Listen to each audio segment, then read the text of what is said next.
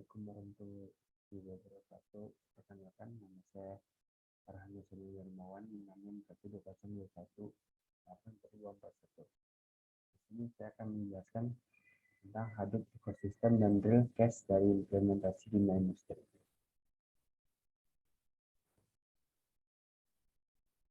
Hadoop merupakan salah satu implementasi dari big data yang cukup terkenal. Nama resminya Hadoop adalah teknologi yang dibuat dari sebuah artikel atau paper. Paper ini dibawakan oleh Google untuk menggambarkan big data dan mereka gunakan. Jadi Google menginspirasi lahirnya Hadoop. Sebenarnya big data Google tidak bersifat open source, sementara Hadoop open source. Hadoop di sini disebut lebih dari sekedar software atau perangkat lunak.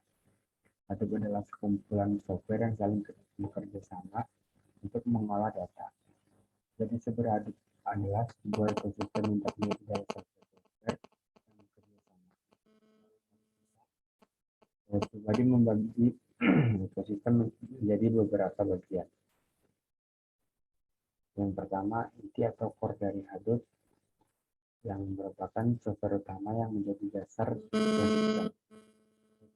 dan didapat dari website Updates Hadoop.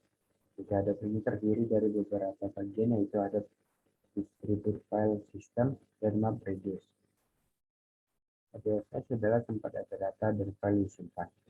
MapReduce di sini adalah program untuk melakukan data mining dan pengolahan data lainnya dari file atau data yang disimpan.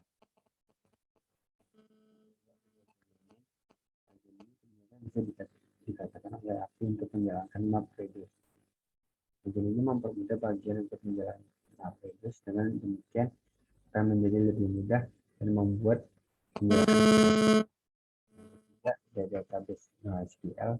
Bagian ini adalah karena proses MapReduce biasanya memakan waktu yang cukup lama dan dilakukan secara periodik dan tidak sewaktu-waktu. Bagian ini memberikan kita akses data yang lebih cepat dan sewaktu-waktu. Contoh NoSQL yang biasa dipakai oleh adalah Apache dan Apache Cassandra.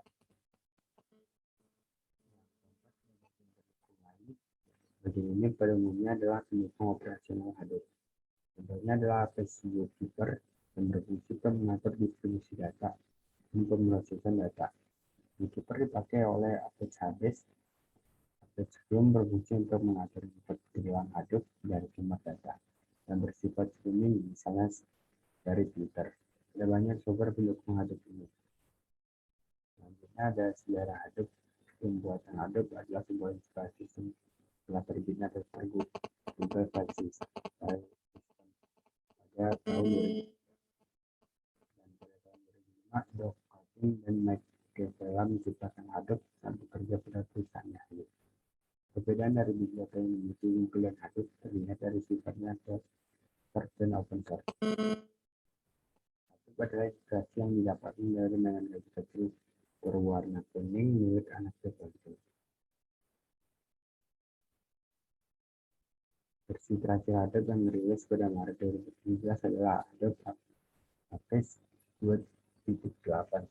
Pada versi terbaru ini layanan yang juga termasuk untuk HDFS, Yarn, dan MapReduce. Selanjutnya ada implementasi Hadoop. Hadoop kadang-kadang mampu menyelesaikan permasalahan yang berkaitan dengan data dan jumlah yang sangat besar atau big data. Yaitu dengan adanya variasi data yang sangat banyak, kebutuhan akses data yang harus cepat pula. Hadoop diharapkan dapat menyelesaikan permasalahan tersebut. Beberapa perusahaan besar menggunakan Hadoop untuk mengolah data mereka dalam jumlah yang sangat besar. Di antaranya ada perusahaan Yahoo dan Facebook yang mengklaim bahwa Facebook memiliki cluster Hadoop terbesar di dunia. Ini per 13 Juni 2012 mereka memiliki 100 petabyte per tanggal 8 November 2012. Penggunaan data di Facebook naik kurang lebih setengah petabyte per hari. Petabyte setara dengan 1 juta gigabyte. Selanjutnya, teknologi di balik Hadoop. Bagaimana Hadoop digunakan? Berikut adalah dalam Hadoop.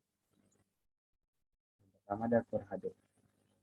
Core Hadoop terdiri dari HDFS dan MapReduce yang bisa diunduh di website Access Hadoop. Yang kedua ada data mining. Untuk data mining dapat digunakan oleh Hadoop, diantaranya ada Apache Flink dan Apache Hive. Yang ketiga ada database NoSQL, merupakan database yang tidak menggunakan relasi antar tabel dan data yang disimpan fleksibel. Yang keempat ada software pendukung lainnya yang digunakan sebagai perangkat pendukung, misal untuk mengatur distribusi data dan pemrosesan data, mengatur import ke dalam Hadoop dari sumber data yang bersifat streaming. Yang selanjutnya ada core elements pada Hadoop system. Pertama dari HDFS pada layer paling bawah atau biasa disebut dengan MapReduce sebagai data processing framework. Yang selanjutnya ada database provinsi sebagai non-relational distributed database yang artinya data disimpan dalam database tidak disimpan dalam bentuk tabel. Yang selanjutnya ada Hive Identic dengan data warehousing package yang posisinya berada di atas Hadoop yang berfungsi untuk data processing dan data analisis. Hive dibuat untuk user yang terbiasa menggunakan bahasa SQL daripada Java, sehingga user yang menggunakan SQL tidak perlu repot-repot belajar Java untuk melakukan akses data melalui Hive SQL. Dan juga menyediakan tools untuk memudahkan.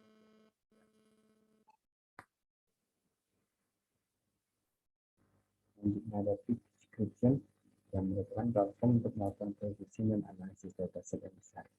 Dibuat oleh Yahoo pada tahun 2006, dan intinya adalah Peak ini memudahkan user untuk mengakses data di HDFS dengan bahasa Java yang lebih mudah. Ada R Connector yang berfungsi untuk mengkoneksikan R dan ada lagi untuk sebagai workflow.